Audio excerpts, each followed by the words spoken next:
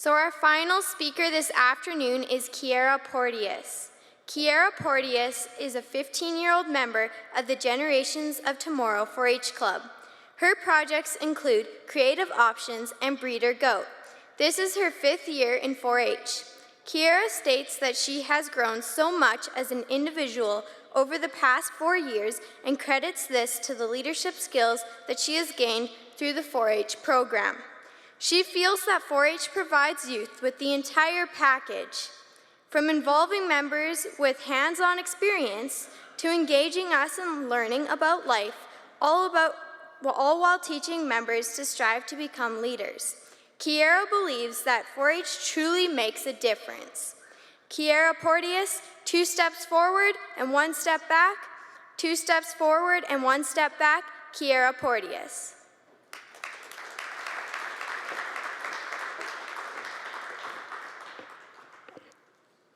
Madam Chairman and fellow guests, what if I told you that in the future, your refrigerator will place your grocery order for you, and your thermostat will self-monitor to your preference when you enter a room? It's not any different than telling today's generation that 100 years ago, they used ice boxes to chill their food. I guarantee you, both generations would look at you as I would. Today, everyone's daily activities include some form of technology. My age literally doesn't know life without today's electronics. Do you email, text on your personal cell phone, go on Snapchat or Twitter, watch a program that is PVR on TV, or surf the net? Each of these forms of electronics are used by millions of people every minute of the day. I wonder, my great-great-grandmother would think about me watching a YouTube video on my iPad of how to balance on a hoverboard. Will my children even know how to play kick the can or hide and go seek? Now let's take a look at a few of our most prominent technological advancements. Let's start with electricity.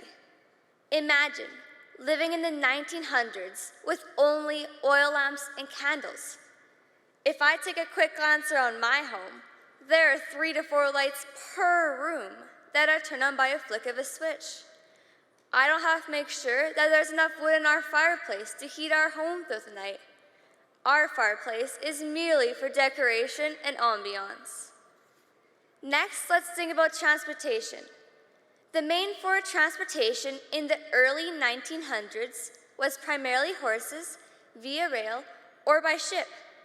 It took weeks to do what takes hours for us now.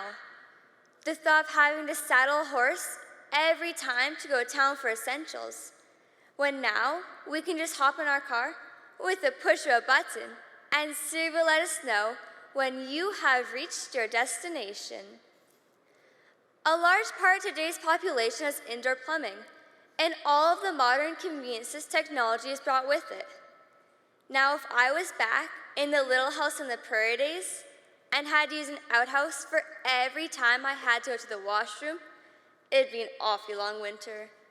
Today's children cringe at the thought of even using an outhouse at a park.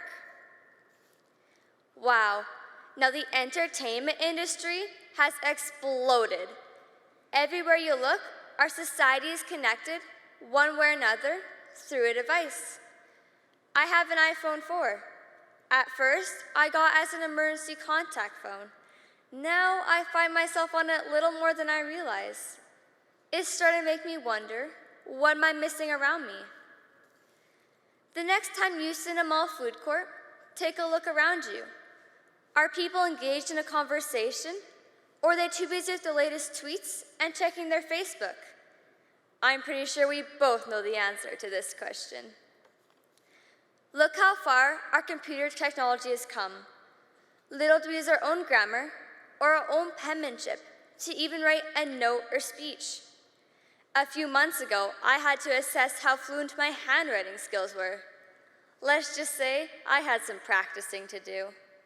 Today, everything is done via computer, so we can cruise the information highway.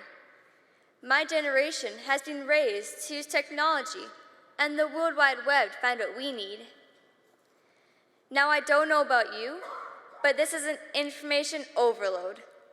I realized I need to assess how technology is influencing me. I've decided that I don't want technology to run my life. I only want technology to be a part of it.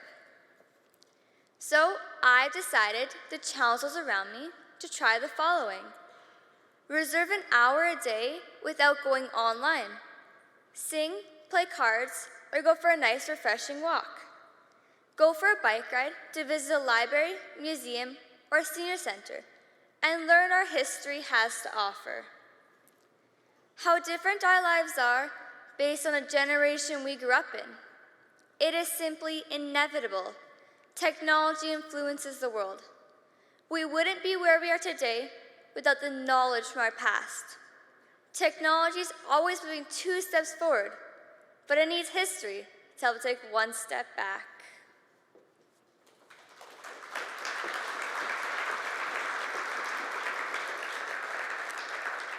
So that will conclude the 4-H portion of your program today. Thank you for sharing your podium with us.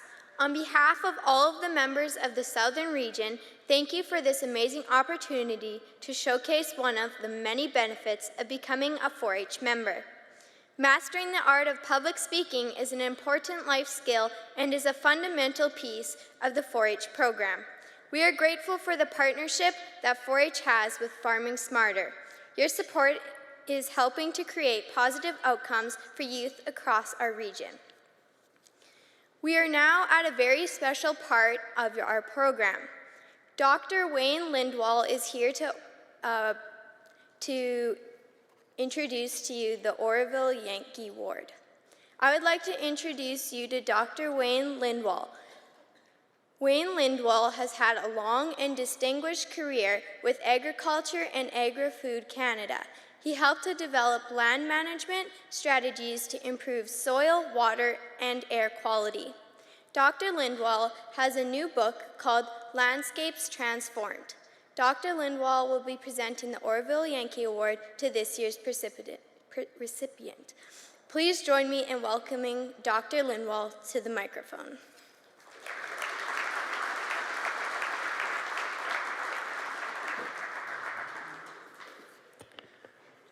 Well, thank you very much, Evie. Oh, it's a tough act to follow. I think the future of agriculture is in good hands when you see the outstanding speakers from 4-H, a 10-year-old. I don't think I've ever followed a 10-year-old speaker, outstanding speaker, so congratulations. I also want to congratulate Ken Coles and the Farming Smarter group for their important role in fostering applied research and extension for the agricultural sector in southern Alberta. Through their annual farm school, 3-day farm school for the last several years, and conferences like this, they not only provide valuable and practical information for our producers, but they also promote the important role of the agriculture sector in the provincial and Canadian economy. When we don't hear a lot of those stories in the media these days because they seem to be focused on so many other things. So congratulations to Ken Coles and the Farming Smarter group. When the Farming Smarter group asked if I would be available for today's presentation and interested in presenting this year's Oroville Yankee Award to Ron Svains, I said immediately, of course, but then I also remembered that my boss since retirement, my wonderful wife Karen, sometimes has other plans for me this time of year, and either heading south or visiting grandkids who are definitely our priority these days after I retired. But given our long and great relationship with both Ron and Edith, there was really no debate about participating today, and right after I had the call, we made a trip out to visit our new grandson that was born in Vancouver about 4 weeks ago, so we did make a trip out there. So, in any case, for those of you that aren't familiar,